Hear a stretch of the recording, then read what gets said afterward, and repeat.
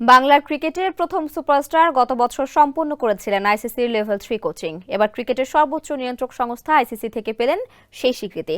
এখন থেকে আইসিসির লেভেল 3 কোচ হিসেবে কাজ করতে আর কোনো বাধা নেই বাংলাদেশের সাবেক এই অধিনায়কের।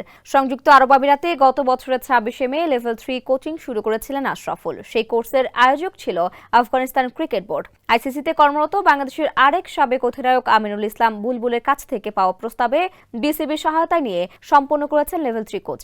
প্রায় এক বছর পর সেই স্বীকৃতি পেয়ে সৃষ্টিকর্তার প্রতি কৃতজ্ঞতা প্রকাশ করেছেন এই ক্রিকেটার। সামাজিক যোগাযোগ মাধ্যমে দুটি ছবি প্রকাশ করে তিনি বলেন, এই সাফল্য তার ক্রিকেটের প্রতি ভালোবাসা এবং অবিরাম উন্নতির প্রতি প্রতিশ্রুতির প্রমাণ। তিনি আমার দক্ষতা শেয়ার করতে এবং অন্যদের তাদের পূর্ণ সম্ভাবনায় পৌঁছাতে অনুপ্রাণিত করতে মুখে আছেন।